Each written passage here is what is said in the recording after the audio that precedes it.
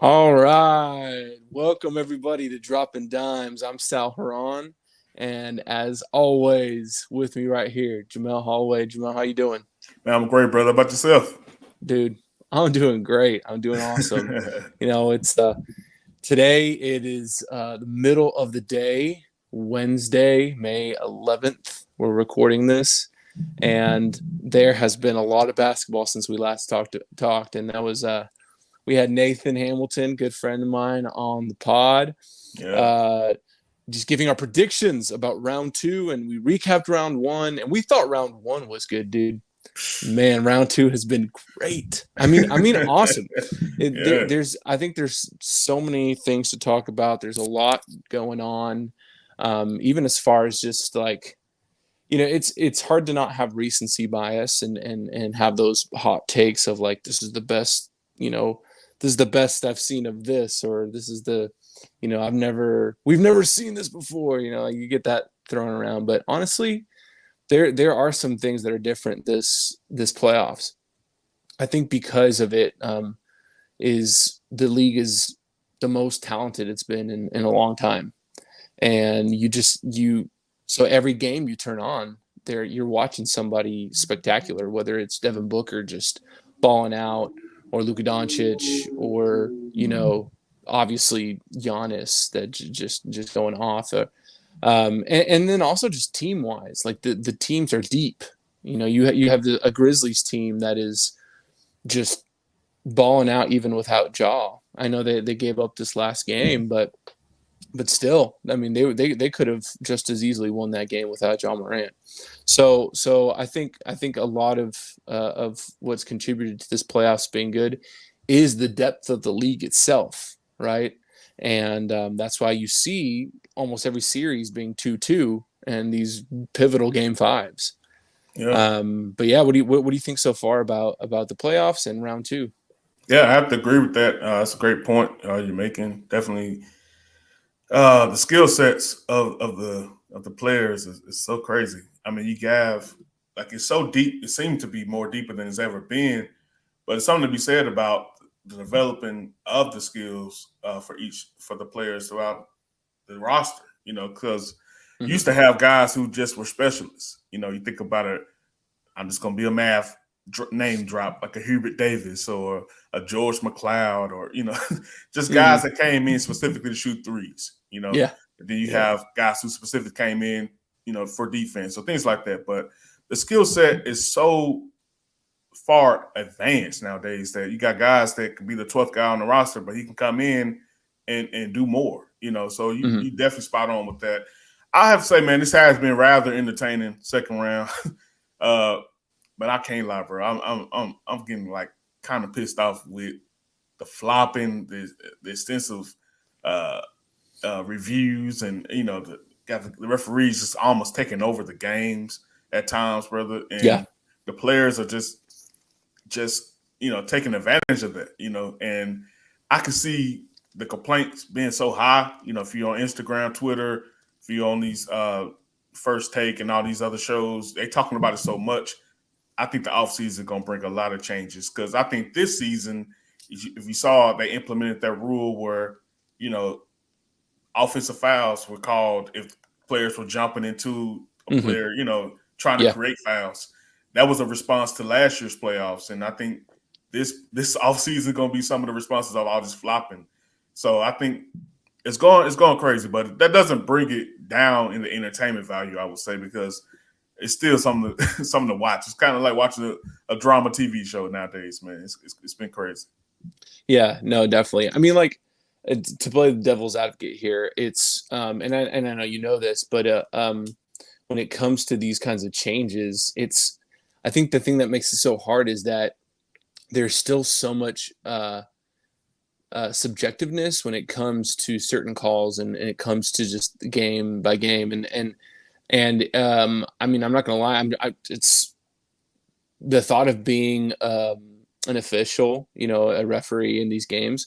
I'm not. I'm not jealous at all, man. That would be so difficult, and Right. especially when you get pressured by these stars, when it's like early on in the game, and there's kind of an iffy charge foul, and the you call it one way on the first whistle, and then you get pressured to call it again by X star, or not X star, but whatever star, Right. and even when it's not really the right call to make, I mean, that pressure in the moment, you have to be fast about it. That's just difficult, man. Yeah. So I think it lends itself to have some subjectivity to that, and it's subjective, or is what I'm trying to say. And so, but I mean, not to say that there can be some lines drawn in the sand, and there can be a little bit more clear cut calls, and I think it can be more um, uh, just consistent. But on the other hand, and I think part of what the NBA has done to tackle this is the replay and the review and stuff. But then on that end, then you run into okay, well, these games are way long. They're taking forever to do this and that. And sometimes it is weird when it's like on the replay, like even then they still don't want to like go back on their word. Right. It's like they don't want to like reverse the call, It's like they confirming what they thought. So what's the point? So that's why I'm like, it's got to be one or the other. You got to go all out on like, okay, we review, we see it, boom, done. Like right. I effed up. That's it. I didn't get it right.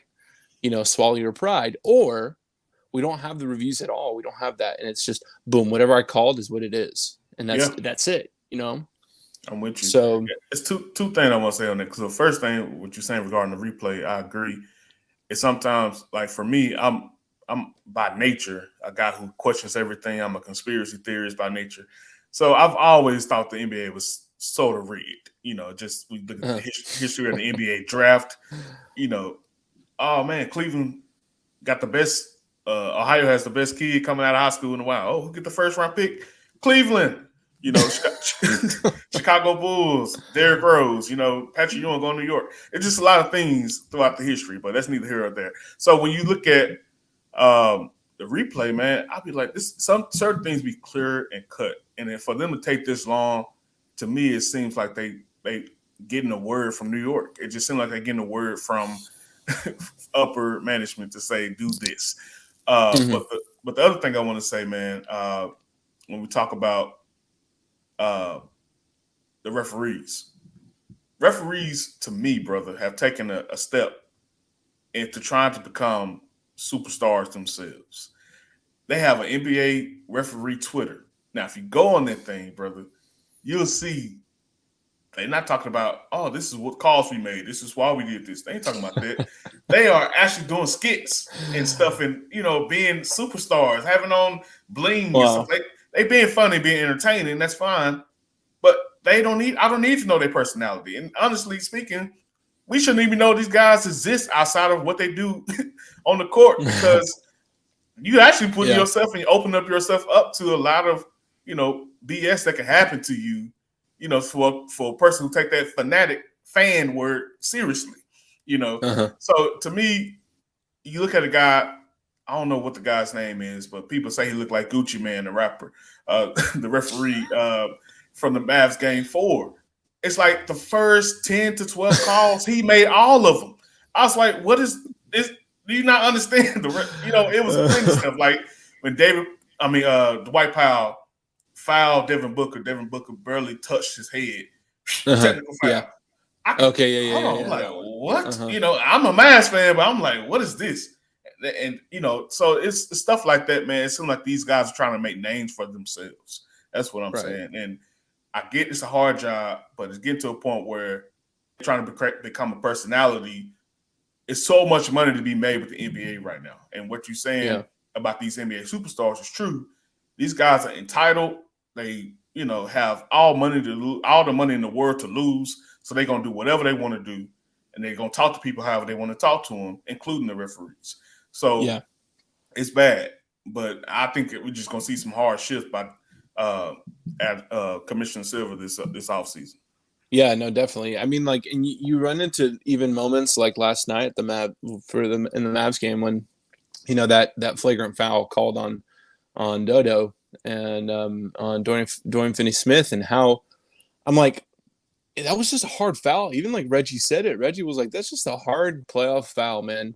Like, and you can tell. And I mean, I realize too that the way they fall, the way the person who gets fouled reacts has, does kind of influence sometimes what it is. And he seemed to be fine. Like Devin Booker just fell the right way, and I understand maybe there's the windup and there's the frustration. You can tell that the Mavs were frustrated at that point in the game, but the fact that like it was like, Reggie and could and who else was on the call? Was it Breen? I Was it think Mike Breen? Iron Eagle. I think. Oh, Iron Eagle. Yeah, Iron Eagle. And the fact that they can say, oh well, No, it wasn't. It's my the guy. It's my guy. Suck the gravity out of the. Has no regard for human life. That guy. I forgot his name. Colin. Whatever his name. It wasn't. Iron Eagle. oh okay. I thought maybe it was Breen. I thought it was Mike Breen. It was on But TNT. Brittany is on oh, ESPN. that's right. Okay. Well, whoever it was, uh, the fact that they can both say, "Oh, well, the way it's being called, it's probably going to be a flagrant. They're probably going to, bump Yeah. it up." And sure enough, that's what happened. Like that just gives me kind of a bad feeling in my stomach, Right. dude. I'm like, really? Like we can already say that that's what it's going to be when we can't just. Why can't we just look at it, and be like, no, that's just a hard foul. Right. It's the playoffs. Come on. Yeah.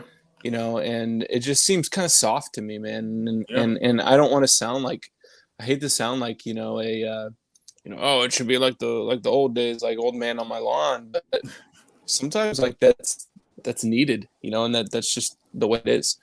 But Yeah. I It's mean, almost impossible to take out the human element of this whole thing. But these guys, you can't tell me like they don't feel something from the atmosphere and make a certain call, like you said, like you're hinting towards, like, oh, the Mavs must be mad because they up by 25, losing by 25 now. So, of course, he'll be doing this on purpose. Like, what? yeah, and just yeah, judge yeah. from what it is, So, I mean, yeah, like I said, it's a tough job, and there are things. I would say that they're definitely thinking a lot of different things in their head, because sometimes you don't catch everything, and you have to like rationalize what maybe the play would have been, or right. what actually did happen. You know what I'm saying? Yep. Like I would assume that there's a moment where, oh, I didn't see that, but you take the context and then you create something and then you call, or in that split second. Yeah. So yeah. So I mean, like I feel like we could go on for a while, because I have a lot of just thoughts and just curious about like why the hell was this called, or why, like what's the NBA going to do about this or that. But I'm ready. I'm ready to get into these games, into these series, and talk about the basketball. Are you ready? Yes, sir. All right, man. So let's go ahead. Let's start with. I know we had a pair of game fives last night, but let's start with the other two series. So let's go Bucks Celtics. So that right now the series is 2-2, and it's been quite an entertaining series, just back and forth. This has definitely been one that it's just more of a grind. Like it's been such a grind. Like this team kicked ass, then the next night the other team kicked ass, and then the next team. I'm not gonna lie. I'm gonna hold to my prediction of Bucks in 7, and it really. Like I said, and other people have said, if Giannis can be Giannis, superstar Giannis, it's super hard to bet against this guy. And we're seeing the Giannis that we saw in the finals last year when he dropped 50 on the Suns to put them away, right? That 42-18 game that he had, I guess that was game 3, I think, game 3 or 3 or 4. Insane. But I will say that obviously that the Celtics defense is undeniable. And just as a collective, I think this playoffs, even in general, has been a playoffs of depth and of role guys. Obviously, your stars are important, and you're going to win with the stars. But you have teams like the Grizzlies without Ja being competitive. You have the Celtics being competitive when Jason Tatum is playing like crap, or even Chris Paul playing horribly, and the Suns still being awesome. So I think Right. I'm again going back to my beginning rant of the depth, but you're seeing that bleed in through into all these series, especially with the back and forth of the Celtics and Bucks. Yeah. Tell me your thoughts on this series so far, and even specifically the last game, Game 4. The Celtics won 116 to 108. So yeah, Yeah, what man. do you think about it so far? Yeah, I agree with you a lot about the back and forth. Definitely has come to play. But the best thing I love about Giannis, and I think it may be the same for most people, is he's extreme humbleness. He just seems like always the most humble person on the court while being the most hardworking person on the court. Uh-huh. While being, everything is just not God given for him besides his great length and strength and all that. But he put the work in to become the great player he is. I began to see a little arrogance out of my boy. I began to see a little bit of it, and that came to his detriment in Game 4. Uh, in the fourth quarter, well, actually, starting in the third, he made a very amazing assist on the fast break for a dunk. I think it was the Holiday. I can't remember. But either way, he started doing a little dance on the sideline and everything, which is a lot Steph Curry esque. Little dance Mm-hmm. there. Another arrogant guy, right? By the way, not just.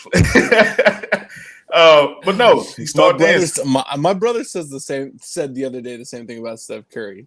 He is, I'm man. like, he is, but okay, whatever. Let's not get into it yet. We'll get to it. We'll get to it. Right. Go ahead. So, you know, Bucks doing well. I think they were up double digits at that point. Mm-hmm. Fourth quarter happens, and Giannis dunks on Al Horford. Now, Al Horford gave him a look that can only be described as, "I then, I then, watch this." That's what that look meant. And actually, his sister, Al Horford's sister, tweeted, "I know what that means. I know what that look means. I mean, y'all just effed up." You know, when I tell you, Al Horford looked like a top 5 player in the NBA for the rest of the fourth quarter. The combination of him and Jason Tatum. Jason Tatum had not had a good game yet, up until last game. So Jason Tatum Mm-hmm. showed up in the fourth quarter. Al Horford showed up in the fourth quarter, and they went on like a Suns run, like the Suns from Game 2 run. Basically, Yeah. could not miss the entire fourth quarter, and it showed that Giannis didn't really have any help. He did his thing, but it's only so much he could do. Holiday definitely has to step up going forward if they're going to win this series. But Giannis has to just. I told you the other day, man. He's Shaq. Like he really, really is Shaq that could do a lot more, but he needs to stay true to his core. I think he get caught up in trying to prove things to people. I just don't understand why. You don't have Mm-hmm. anything to prove anyone. So get your butt in that paint, dominate these guys. There's nobody that can stop you. Robert Williams was hurt last game, did not play. He dominated for 3 quarters, but you can tell he ran out of gas in the fourth. Yeah. And that's fine, but it has to be something to be said about do what you do best. The jump shot's not gonna cut it. You are bailing out the Celtics every time you shoot a jump shot. Mm-hmm. And I mean, I still have Celtics in 7, man, because I just think without Middleton, because I think Giannis can get you 2 games by himself, but the Yeah. other 2 gonna have to be a collective effort. And I'm not seeing any other guys step up at the time. I mean, I don't know. I don't. I mean, obviously, with it being 2-2, it can go either way, and I recognize that. But I do. You have to acknowledge the fact that both wins for the Bucks, uh, Drew Holiday scored 20 plus points, Right. and in this game he scored 16 and had 9 assists. 3 steals. Solid game still. under 20 points though and lost the game. And they only lost Right. the game by 8 points, right? They Yeah. had a lead in this game, and it took Al Horford. It took Al Horford dropping 30 for the Celtics team to win. Yeah. I don't have faith in Jason Tatum having like 2 games in a row at this point. I mean, like, he's so inconsistent. He'll drop 30 plus points on you, have a stinker, and then come back. He didn't have that much time. You don't have that kind of time, Yeah. and that kind of space to mess up. That's why I will say, if Jaylen Brown decides to show up and score more than his 18 points, or 15 points, then the Celtics can win, right? Combined with their defense. But it's a toss-up. I'm making the argument for the Bucks because that's just what my prediction was, and the greatness of Giannis is just, I think he's the best player. So games are won lots of times, and series are won when the best player decides, this is it. I'm going to take over, and we're going to win this thing. Right. And so and it looks like so far the recipe is Giannis goes for his 30 and 20 like he does consistently. Right. He does that consistently. It's not he's off one night and then he comes back and bounces back like Jason Tatum does. He's on consistently, and Jrue Holiday gets his 20 plus and they can win, So but it is Jrue, it is Giannis, but you have to get something from Grayson. You have to get something. Yeah, no, totally. I mean, like, the jump shots. I think the supporting cast, again, talking about the depth of the NBA. I think the depth of the Bucks has been pretty consistent,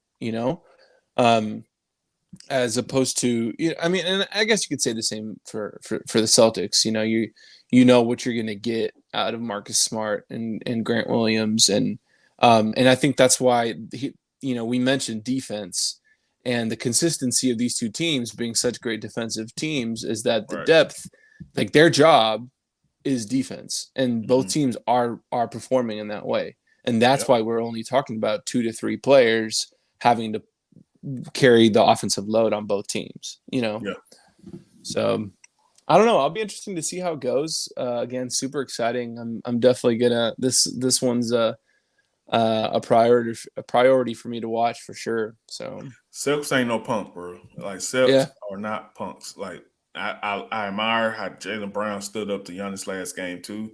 Like, he defended him very well. Like, they was trying to switch to get Jaylen Brown on Giannis. He wasn't having this stuff. So they take on the personality of Ime Udoka. Like, he's very, very tough. So I'm excited for this series. It's really good. I think this is the representative of to the finals. Whoever wins this series. Yeah, I agree. I agree. Bill Simmons was saying the same thing on his podcast. He talked about too, just it's hard to root against Giannis because he is he's a good guy, and so it is interesting, out of character, when you see a little bit of that arrogance of, like, okay, I got this, and dancing and stuff.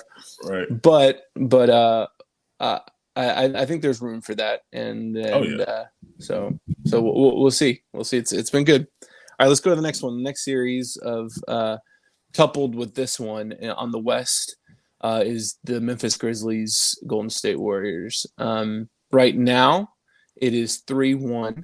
The Golden State Warriors have taken that lead, and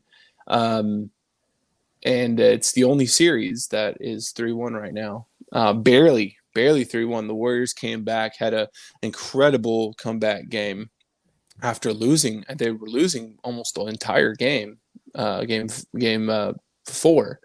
And this Memphis Grizzlies team, they know how to win without John Morant, and they showed that. They showed that they were going to be able to win this game.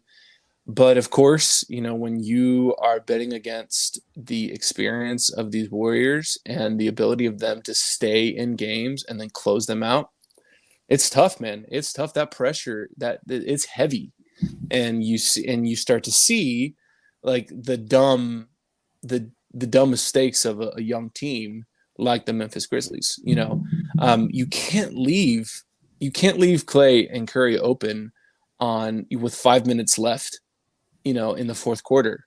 Like there were stretches where those two guys were getting open shots, like which just blew my mind. I'm like, what's going on? And part of it is like they're betting on their depth, and they're betting on, okay, we gave them that shot, but we're gonna run down the floor and make a play for either, whether it's Tyus Jones, Desmond Bain, or Brandon Clark, or even JJJ, who were all playing really great, and you're getting contributions from all these guys, but still you can't do stupid things like leave those guys open. And Right. ever since the heydays of the Golden State Warriors, it's never ceases to amaze me how they can just all of a sudden like have a run of 4 threes and they're back in the game, and they just stick around.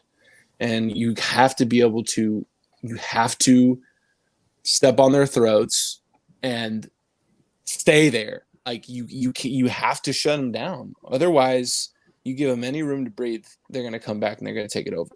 And that's what happened. So interesting to me. I think the takeaway for me so far in this series is, like I've said several times already, you have the most experienced team in this playoffs against the least experienced team, and that's really what it comes down to. Like, can you win without having the reps? And most times these young teams can't do it, and the Warriors are showing that. So, yeah, what do you think about it? I respect everything you said, my brother. Oh, This is the one team we just always gonna battle it. I think the Warriors will go down as, at least in my mind, the one team that took advantage of other teams having injuries the best. The best team to take advantage of other teams having injuries. If you look at every championship run they've had, their opponents have significant injuries to their first or second best players. Rather that be 1 year, the first year, 2018, with LeBron with Kevin Love and Kyrie. 2015, you mean? 2015, my bad, yeah. Yeah. Then we had Chris Paul 1 year with Houston. I think even 1 year, the Booby got hurt when he was with the Pelicans, which that ain't nothing new. Booby always getting hurt. If you want to talk about the Denver Nuggets, even though they was out all year, Murray and Porter Jr. Mm-hmm. But now Ja, and there's nothing to discredit them. I'm just saying you can do that with any team in history, of course. There's mitigating circumstances that can, disqualify every championship team all time. Mm-hmm. But that's just how I view it, and I just it's hard for me to just lord over this team, because you talk about Memphis being stupid. I think the Golden State Warriors are stupid. Like, Steph consistently makes dumb turnovers. Like, that's been the thing of his career that people look over. I don't think talk about it enough. Like, he just throw the ball around. For him to be labeled as a point guard, he's very irresponsible with the ball, And I think that catches up to him when they play a more athletic team that has experience, that can take advantage and execute on those turnovers. I think Memphis had a great game plan for game their 4-game forward. They had a great game plan. Mm-hmm. They were executing it. I think Tyus Jones is a well-oiled machine as a point guard. I think they run a whole entirely different, I won't say a whole different system, but he sets guys up. Not saying Ja can't, but Ja looking for a shot majority of the time. And Tyus has a more effective 3-point shot. So that was working well, throughout the first quarter, first half primarily. But I think Memphis started trying to play hero ball a little bit too much, especially when it comes to Dylan Brooks. I don't know why he think he's just he's one of the Splash Brothers. He think he the third Splash Brother, I guess, or the fourth one nowadays. He's shooting so liberally. I'm like, why? What are you doing? And then JJJ, like, I think he is the second best player on that team. I love his game overall. But Yeah. brother, you have a significant advantage in that post. Yes, Draymond is an opposing defender, but he still can't do nothing with you, in my opinion. JJJ should be able, Jaren Jackson Jr. should be able to dominate in the post. I love that they started Steven Adams this past game. Brought that rebound differential close to even this time. Yeah. I just think it's over. It is over. I do say that without Ja, they cannot win. I had Golden State in 5 either way, but it's pretty much what playing out to what I thought it would. But I just think I think Golden State gonna get their number, man. I just don't have any faith in this team, man. When it comes to them facing a team that's fully healthy, that has defenders that can lock up Steph. There's somebody like Mikal Bridges that's gonna come around those screens, and not. If you notice when the Mavs, I'm never gonna talk to the Mavs in a minute, but when the Mavs screen Mikal, they worn him out. But this dude get over screens better than anybody else in the league, in my opinion. Mm-hmm. So got him. They got a rotation of guys that can stop him. The Mavs got a rotation of guys that can make it tough for him. So I don't have any faith in the Warriors winning it all, and kudos to them for taking advantage of another hurt team. Yeah. In response to that, directly to that, I think this specifically to this Grizzlies team. Do you know what their record is without Ja this season? 25, I believe. Well, now 26. Yep. 20-6. That's unheard of. So for this team, for you to tell me that this team is a team that they're going to take advantage of without Ja, which, I mean, I guess, yes, technically with Ja, you have a better chance, but I just don't see it with this team. I'm not going to, and like you said it yourself. You could do the same case for almost every team in some of their biggest moments that they, people get hurt. That's just what happens. But it doesn't change from. I mean, you can't deny the greatness of the offensive, prowess of some of these.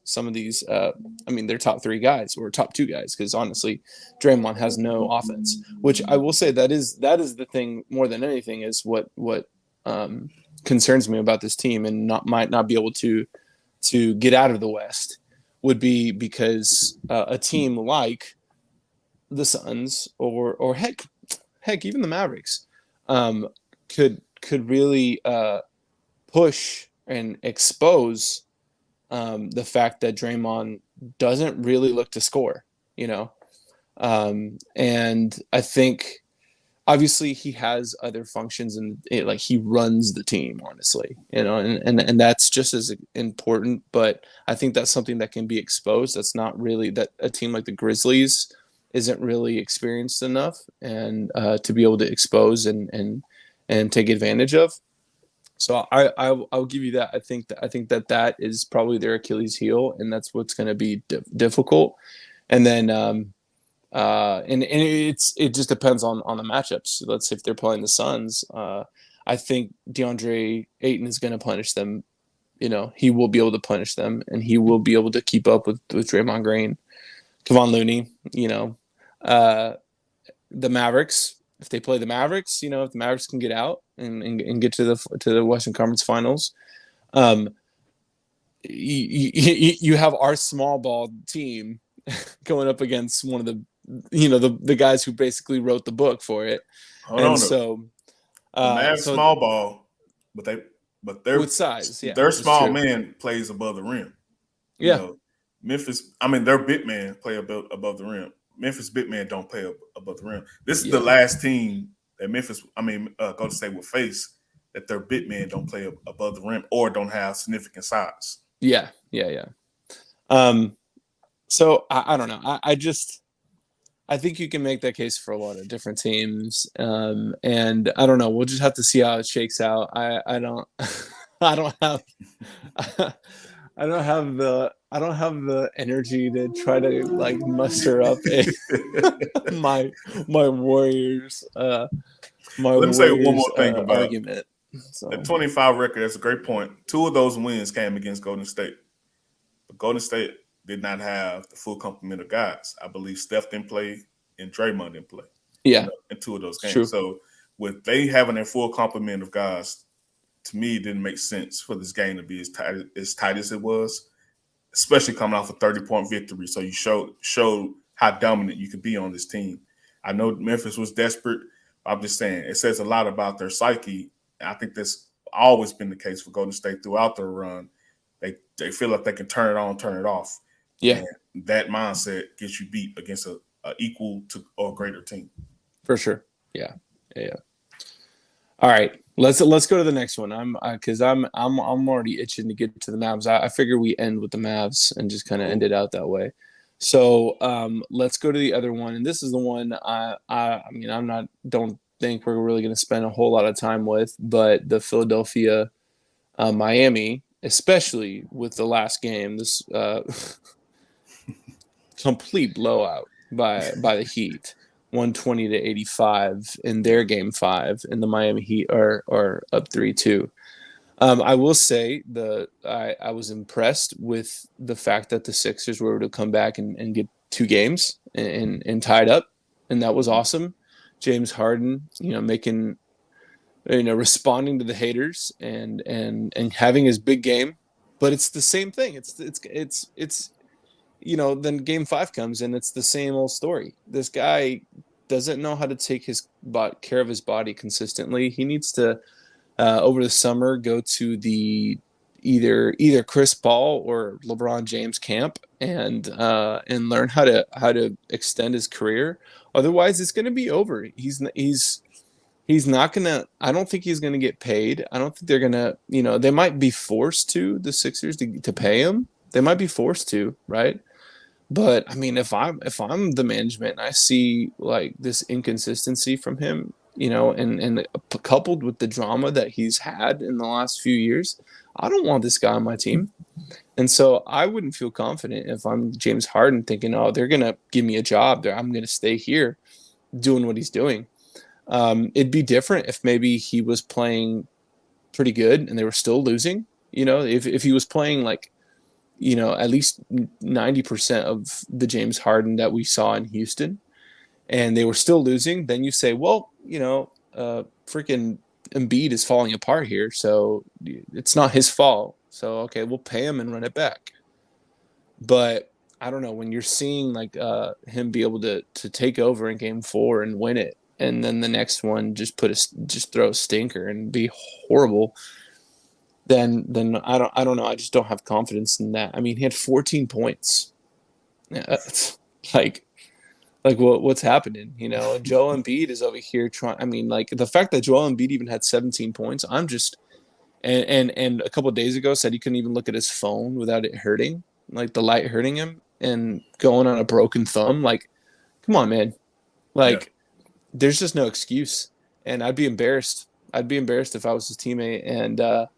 And of course the Miami Heat. I think the Miami Heat. Real fast, I'll give my thoughts on them.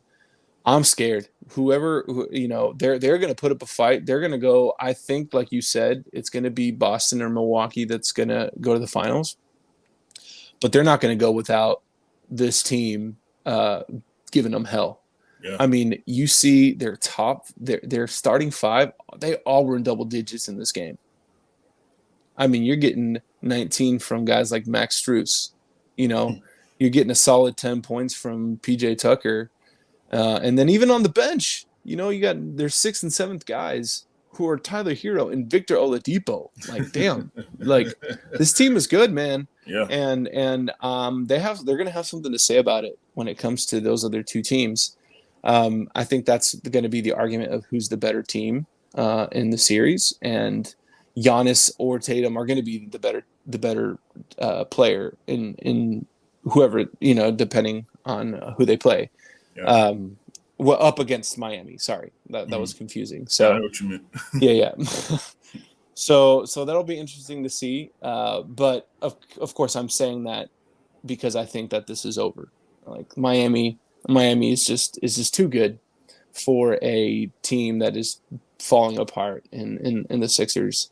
And yeah, they have the 2 games, but it's not like they were solid, really super solid games, super solid wins. It's still been evident that Miami has been the better team. Yeah, What do you think? yeah, man. That's good points for sure. When this trade happened of James Harden and Ben Simmons, man, I thought that Brooklyn fleeced the 76ers, bro. Mm-hmm. Because, I mean, I just thought this was a bad idea to pair Embiid and James Harden. To me, two of the weakest, mentally weakest players in the NBA. Yeah. I know it's hard. People say, well, man, you saying that about Embiid? Yes, I am. If you look at his game yesterday, of course, he's battling. He get a lot of kudos for coming out there and playing with these two significant injuries. Yeah. My Uh, respect for him has gone way high, dude. most definitely. However, I just heard through the media a quote that he's saying he believes that he's worried about the perception, what people would say if he does not play. So he's saying it's a lose-lose situation for him. If he does not play, people are going to say he's weak, and with him playing, they're going to say, "Look how he's playing." Like, bro, why are you worried about everybody? I know exactly. Who cares? Who gives a damn what other people are gonna say? Like, Thank you. So I'm saying that's how mentally weak he is, and you could tell this MVP of him losing the MVP bothered him. It's been bothering him since since he was champion for votes before the season was over. But I'm telling you, these two dudes are a horrible combination. Like when push comes to shove, they're gonna quit or they're gonna be in a mood swing or they're gonna be focused on stuff that don't matter to today. As far as we were about the playoff game, you were pretty moping about not winning the MVP. yeah, exactly. Yeah. And I guarantee Jokic is going to win it. I mean, he has won it. When he receives it, I bet that press conference will be a little somber, like Dirk and what was that, 07? Yeah. When he won it. I mean, yeah, Jokic would much rather be playing in the playoffs right now, trying to win a title for sure. Thank you. So I'm saying this guy, man, it's not even say about James Harden, bro. He's just so baffling to me. You say he shut up the haters. No, he didn't. It's sad that the haters got to be the motivation for you. Like why is that the thing that makes you play hard or actually show up? Just shoot the ball. Like why are you averaging 12 shots a game? It don't make no sense. Yeah. So this team is I thrown this team away a long time ago. I thought it was going to be a sweep. I was thinking, of course, Embiid would not play the entire series. Kudos to them for winning 2 games, but honestly, I think Miami took their foot off the gas. And I would say them implementing Kyle Lowry the last 2 games, I think it kind of hurt the offense a little bit because they kind of played a little bit different, and he wasn't at his best. He wasn't as effective, so he was maybe slowing them down a little bit, but look, they brought it all together last night. Just put it like this. So they got they together all together now. So I don't think that it's going to slow down at all. I agree with you. By Miami, they look very poised and they're deep when it comes to their level of 3-and-D guys. When it comes to guys who just can how do you score against them easily? Every possession is going to be a challenge. But when you look at Boston, look at Milwaukee, I think. Again, just like we said with Golden State, their size is going to be a factor at that point. Miami's size will be a factor at that point. Bam is great, but he's going to have a significant disadvantage against Boston or Milwaukee. So it'll be a fun series going forward. But Philadelphia, get out of here.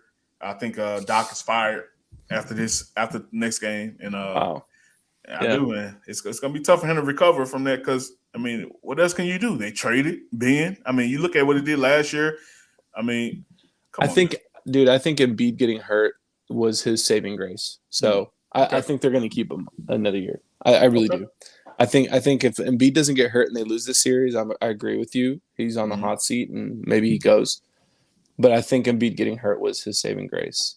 Well, I think James came there. My bad. I think James coming there is strictly hoping D'Antoni can get there. But I think D'Antoni is looking at Charlotte. But I think James came there thinking Doc wouldn't be there long. Yeah. Quick thing I wanted to say about the Heat too. When it's funny, like when your eighth guy is that Duncan Robinson, which I know he hasn't played well, Right. which has been weird. You know, he goes from being like, oh, this guy's gonna be one of the best shooters we've seen in the game, Got to paid. to like exactly, he got paid, right? But still, I mean, like, you have to give him the respect on at the 3-point line, and when that's your eighth guy, bro, that's a little scary. Yeah. So I think we, you know, I went from saying like, oh, like the Miami Heat, like it's this series, the way it's been, it's like we like over like it's easy to overrate them, Mm-hmm. but then like as you start to talk about the guys and their depth, you quickly then go to underrating them. Yeah. The Miami So Heat, true. you know, Yeah. and so it'll be interesting. I can't wait for the conference finals. Yeah, man, Like that's gonna be fun. a battle, dude. So.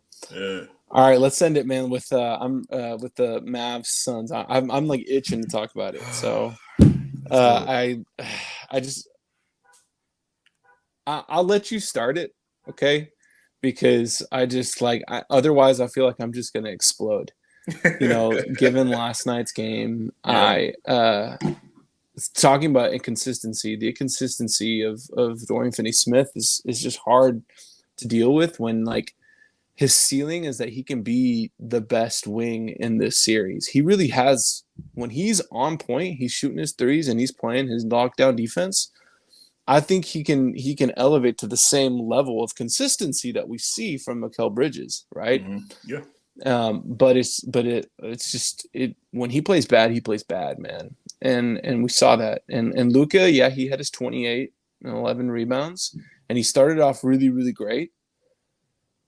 But like he had no impact on the game. I said I was gonna let you go, but I'm going right now. Go ahead. You flowing He had no impact on the game, man. Like it was just so easy. Like I texted you in the middle of it. Remember, I was like, man, he can smell the blood in the water. Yeah. And you could tell. And I was like, man, like we're getting into our sets faster than the Suns. We were exploding. We were going. And then it's like we hit that wall of like it was like Devin Booker was like too much, and then we allowed Devin Booker to just kind of like energize the Suns. Mm-hmm. And granted, the Mavs did a great job on Chris Paul, but it just wasn't enough. Like I don't know, I don't even know how to describe it. It's like whether you see the Mavs either do really great on offense in one game and not do enough on defense and lose the game, right? Mm-hmm. And then we see a game like last night where they do pretty good on defense, but the offense is just there's offense is zero. They don't know what to do. They're just standing and passing back and forth. Dinwiddie is a zero, a complete zero. He's not shooting well at all. And then it turns into the offense of like Jalen Brunson going to the hoop and getting his points, but it's not making a difference because we're not making plays. And then losing the game, even though we play good defense. So, you know, it's really exhausting to watch the back and forth for the Mavericks in that sense. And then, but obviously it's beautiful when they get the perfect marriage of the defense and the offense and take over games and win like they did in games 3 and 4. But I don't know, man. I'm feeling, obviously off of a loss, it's easy to just feel like super weary.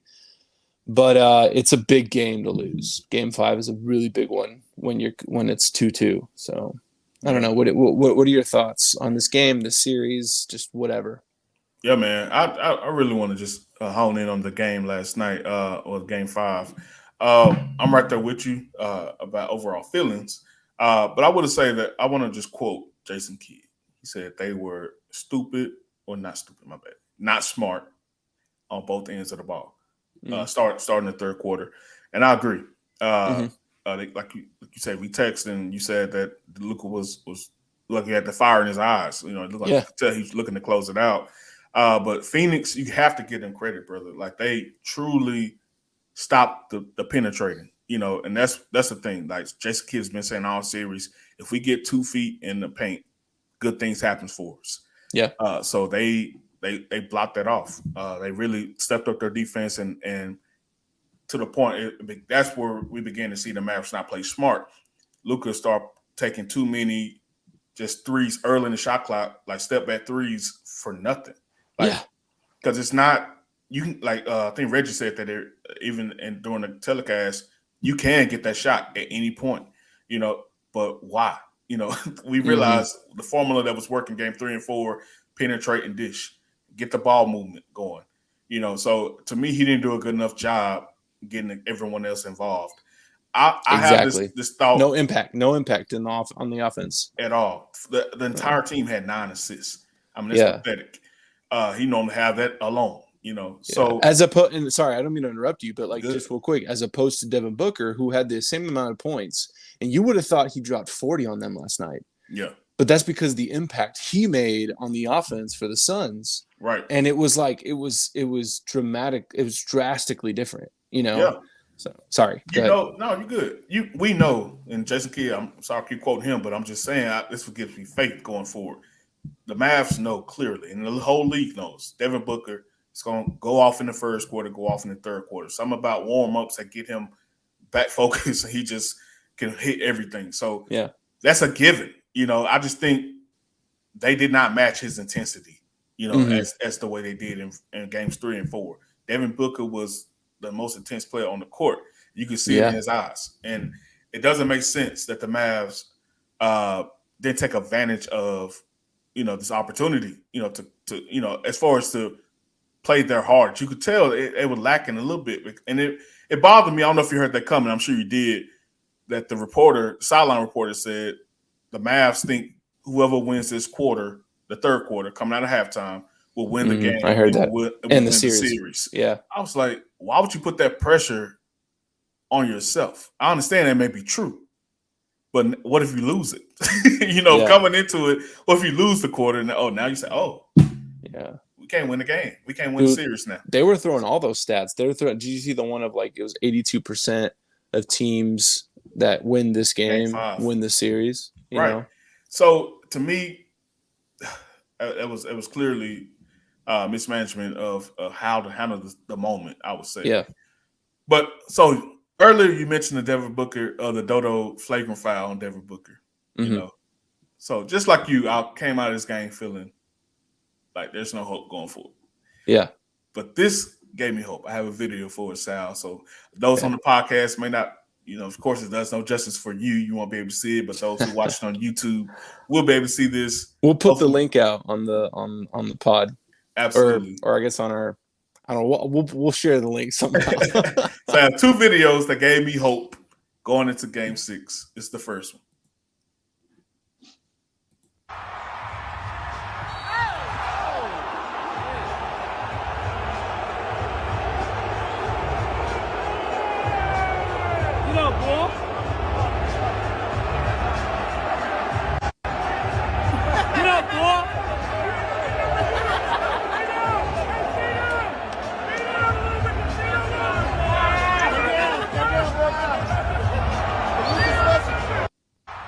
So this is the foul that you referred to earlier, right? Yeah. So this is Devin Booker. Clearly, we saw on telecast he was just smiling, right? But you can see clearly he was faking the entire time. So we see this. I guarantee the Mavs gonna see this as well. So the other video I want to show, as you saw, as we know, the game got chippy at the end. I'll be honest. Yeah. I was getting nervous towards the end. I'm like, man, the Mavericks getting punked right now. Yeah. I was like, they rolled over, man. It's like they rolled over. And I was saying, man, somebody got to fight somebody. I think the only way we go, I was saying to myself, like the only way we going to get our balls back, so to speak, is to stand up. So, Biyombo, whatever his name is, he had a hell of a game. Biyombo for the Suns had that dunk attempt with like 2 seconds left. And Marquise Chris, I think he has a couple screws loose. He he definitely did what he should have done, and he hard fouled Biyombo. Then they got to a little tussle on the court. Both got ejected. Then all we see next is Chris going down the home tunnel, chasing after somebody. Then they cut to another screen. We see Biyombo and Chris almost got into a tussle behind the stands. But I think you see somebody like what's my guy Bullock? Oh, he seemed like he wanted to be called Bullock. Bullock. Yeah. He dapped up Chris after that. You know, it seemed like they fired up the guys on the bench. So this is some footage from the Mavs going in the tunnel after the game, and just listen close.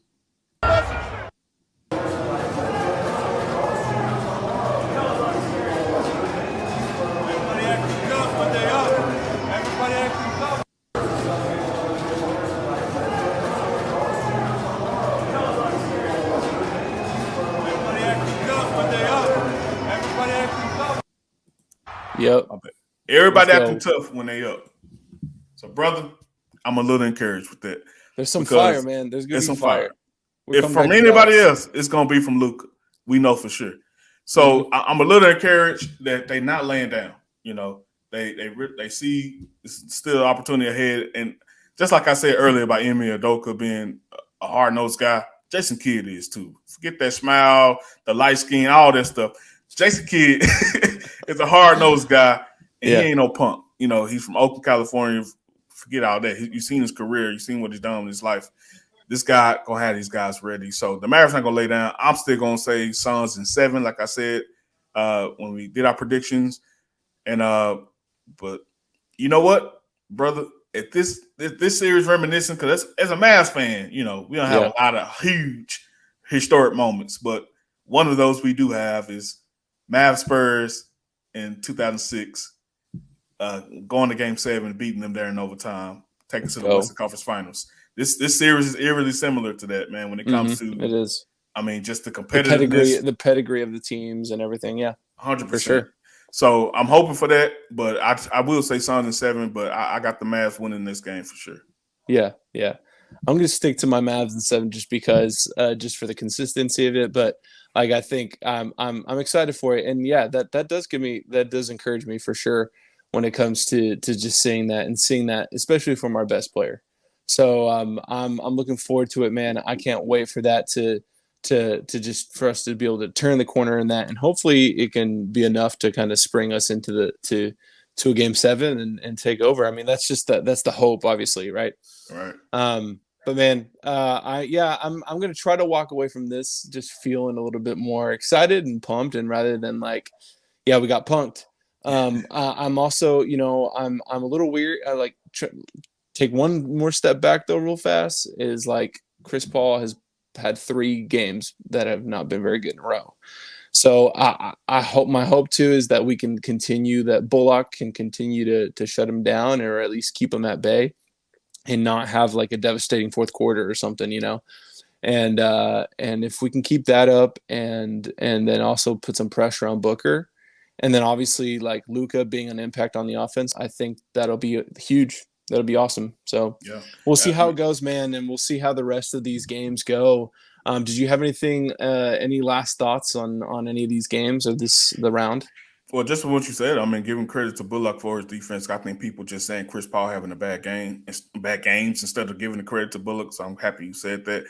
And just watch out for those injuries, because he had an injury at the end. Who knows what's going to happen with that? But he came back. Came back to the bench, and then Crowder went down on the shoulder injury. So we'll see, man. But either way, I agree. I think the Mavs can turn it around. I'm excited about all the series and ready to see Golden State lose. I mean, if they're going up the Mavs, going against the Mavs, yeah, let's go. We're gonna let's beat them. But you know, but if my Mavs are out, then you know I'll be cheering for the Warriors. So we'll see how it goes, man. But guys, everybody listening to our pod, thank you so much. Thank you for tuning in. Go back and listen to our past shows if you need kind of a recap and just kind of catch up to this point. And obviously stick around for the next one when we predict the conference finals. Yes, and then also just kind of going forward on the finals. It's been a pleasure, Jamelle, as usual, just talking about these games, talking hoops, dropping them dimes. So guys, go ahead, subscribe to our podcast. Go check out the video now that we have up on YouTube. and give us a like, give us a comment. We want to hear what you guys have to say about these games too, and if you think we're completely wrong, or if you're like, yeah, I like what these guys are saying.